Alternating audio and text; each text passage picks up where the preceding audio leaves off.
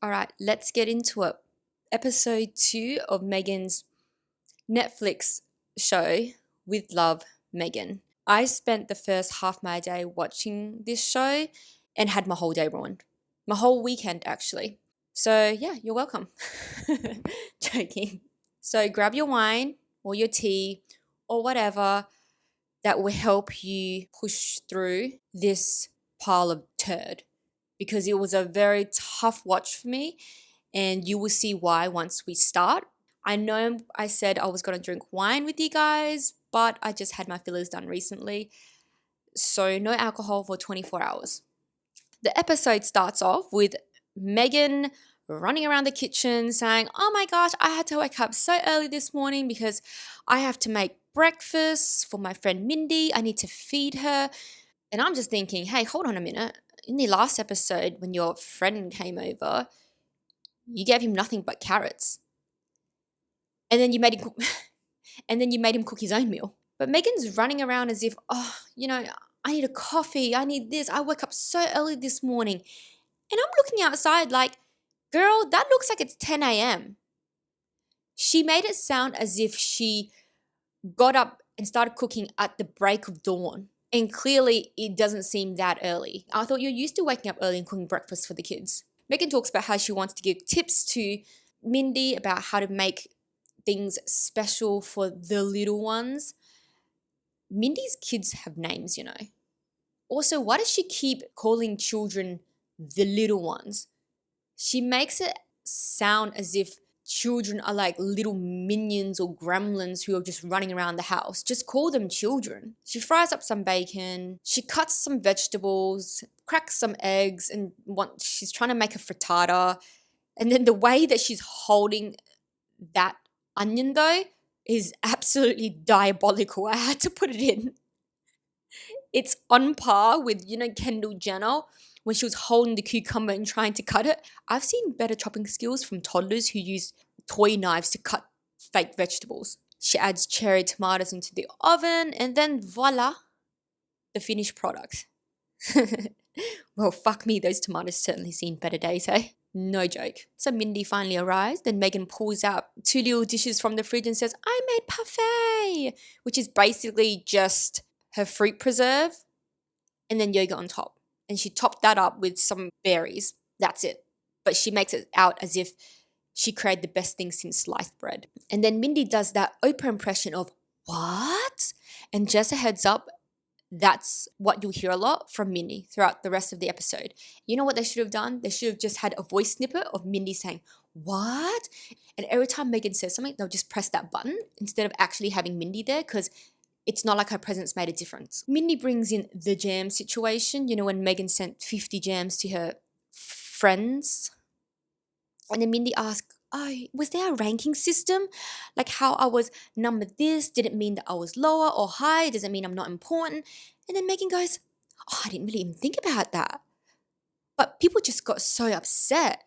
It was more so just, I want people to know that I was thinking of them and that, they're special.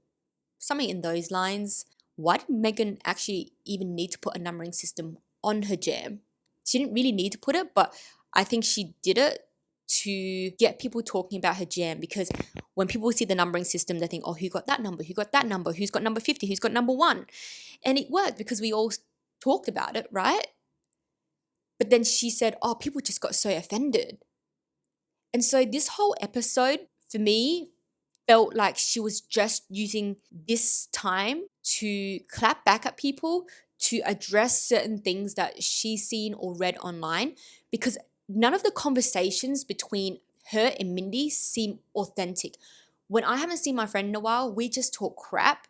We talk about the good times, we talk about what's going on in our lives, but they make what Megan talks about with Mindy just sounds as if she's sitting in an interview and she's just addressing certain criticisms or certain things that she's seen. That's what this whole episode feels like. And of course, Megan decides to sprinkle some dry flowers on Mindy's frittata. Stop it. Get some help. The scene then cuts to Megan showing us how to blow up balloons and use balloon strips. I'm not joking. That's literally the scene.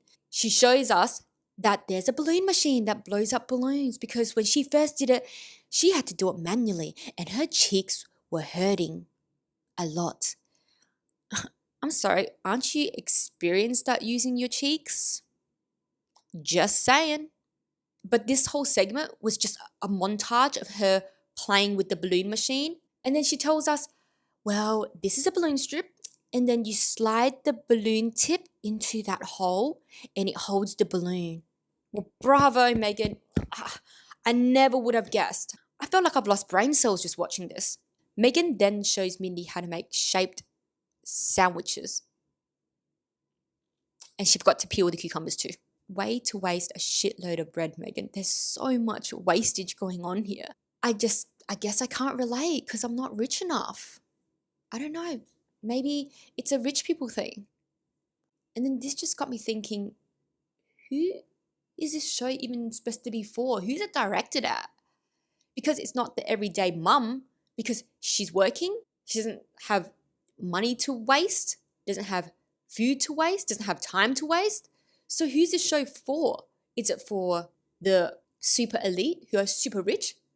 But then they can have maids or, workers to do this stuff for them. In the time where everything is just getting more and more expensive, and I noticed that bread has been getting more expensive as well, she's just like, oh, let's cut shapes out of these bread and throw the rest away. Why not just save time and food by just cutting the sandwiches into triangles instead or squares like all mums have been doing for the last, I don't know, however long? Like, it's just so simple. And you know what? Children don't fucking care. They just shove food in their mouth. Meghan then tells a fib by saying, I grew up eating a lot of TV dinners and fast food, as if she grew up living in commission housing or something. Weren't you upper middle class? And on your blog, The Tig, you mentioned that your mum would make you a lot of cucumber rolls and a lot of Californian rolls for lunch. And then your family would go out to eat quite often at this Japanese restaurant, and your dad would be drinking a glass of wine, your mum would be having some tempura. So I'm thinking you clearly did not grow up poor, so stop trying to pretend that you were so you can relate to the audience. No, Meghan, no. Because if you grew up poor, you would know better than to waste food. People who grew up poor their whole lives, they don't just waste food willy-nilly because they know how hard it was growing up without food. The scene then cuts to the part where everyone's talking about online. You know that part where Mindy goes, I don't think anyone knows that Meghan Markle eats Jack in the Box. And then Meghan could have just said, well, I'm a human just like everyone else. Love fast food. Instead, she says, it's funny that you keep saying Meghan Markle. I'm actually a Sussex now. Then she goes on a huge rant about why her name is a Sussex now and that she wants the same last name as her kids. And then Mindy's just standing there like, bitch, I didn't ask. Funnily enough, though, her profile on Wiki Simplified was updated and it said she's now known or commonly known as Meghan Sussex. So either her squatties updated, or I wonder if Meghan legally tried to change or legally changed her last name. And if she did that, then that is so pathetic. She still wants to be connected to the British royal family and have those strong ties with them to make it look like she's royalty. And then she ends up using the whole, oh, but I just want the same last name as my kids as an excuse to do it. We can see right through you, Meghan. It doesn't matter if you don't have the same last name as your kids. My last name is not the same as my mum's. Do I care about it? No. Does she care about it? No. Does it change anything? No. It's just a last name. It doesn't impact anyone or do anything. Just admit it. Come clean and say, I want to still be part of the British royal family. I want to still be seen as a royal. So that's why I changed my name. That's why I changed my name to Sussex. Just be honest instead of trying to use your kids and be like, oh, I just want to have the same last name as them. The scene then cuts again. This time showing Meghan making gift bags, party bags for the children by first giving the children straw. How lovely. She may as well proceed to giving them, I don't know, coal at this stage because what they're going to receive won't be too far off from a disappointment anyways. She said when you add straw in it, it helps treats or whatever it is from falling to the bottom of the bag and them having to dig for it. And I'm thinking, no, because by adding straw, the snacks or the treats or whatever falls in between the straws. So children would then have to start digging for shit in between the straws. Like, were you born a moron, or is that a conscious decision? Never mind. The children don't get treats anyways. They end up getting some mini gardening tools and some seeds. Yes, seeds. What are we missing? I know, some joy, some fun. That's what's missing. And then she had the audacity to give each child one single tube of honey as if she's rationing sweets like she's living in the 1940s. You know, if I ever had the unfortunate luck of receiving one of those gift bags from Meghan, you know what I'll do? I would use one of those shovels that she added in that bag, dig a hole, bury that abomination of a gift bag, and then afterwards I'll bury myself straight after. Back to watching Meghan assemble things together. She decides to make crostinis by spreading some kind of cream cheese on some bread and then putting some flowers on there, again with the flowers. Florals for spring. Groundbreaking. And then putting cherry tomatoes and some olives to make a little ladybird. She used up a whole episode to show people how to assemble things. Really? That's so pathetic. And I just have to say, guys, the scripting for this show is just all over the place. It's like I'm watching a bargain bin Christopher Nolan movie without actually getting the benefit of seeing a great storyline unfold. It's jumping between different scenes, different timelines. Sometimes the timelines aren't even linear. It's just going back and forth. I don't even understand what's going on half the time. And it just doesn't flow very well to the point where you can't really connect with the people on the show because it's just so choppy. The show just feels so rushed, as if she's trying to cram in so much into one episode. Like, I gotta do this, I gotta do this, I gotta do this. There's never really an opportunity to slow down for her to then open up some space for a genuine and meaningful dialogue.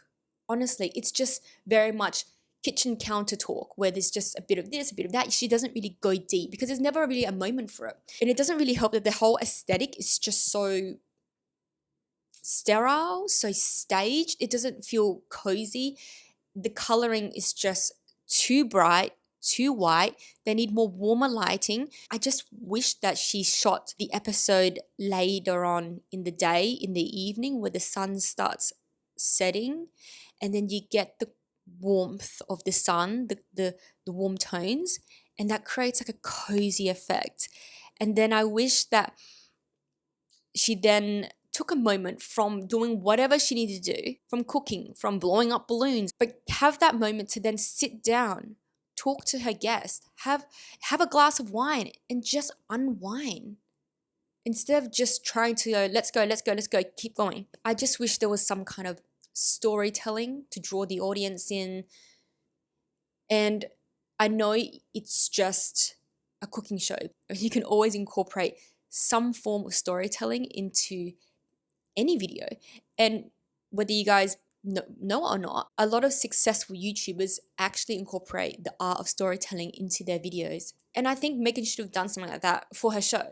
And the camera work is just odd. I liked what they did with the cooking show with Pamela Anderson, where they put the camera up the top over the chopping board so you can see what Pamela and the chef is doing.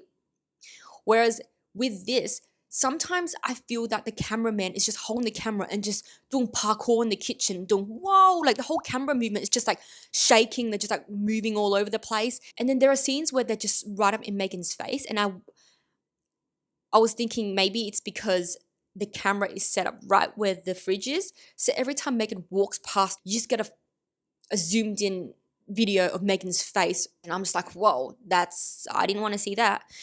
And it's just so unflattering. But it's just, the movements is just so quick that you're thinking, isn't this supposed to be a cozy show? I feel like I'm watching an action film. Like my heart rate's going up. I'm getting stressed out here. I feel like I'm getting a high blood pressure in a minute. And then the scene where she shows us the fruit, the infamous fruit rainbow. Yes. This scene was just so unnecessary. It was 10 minutes of her, well, almost 10 minutes of her showing us what color, what fruit goes where based on the color. I'm not joking. She goes, oh, well, the apricot is like a transition color between red and orange. And then this color goes here next. And I'm thinking, why are you trying to teach us the colors of the rainbow? We've learnt this in primary school. We don't need you to show us.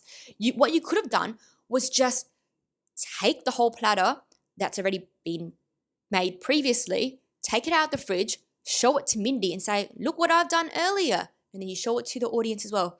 You guys can get this idea. This is what I made. It didn't need a whole 10 minutes of you cutting up the fruit and telling people where to put what fruit on the actual board itself.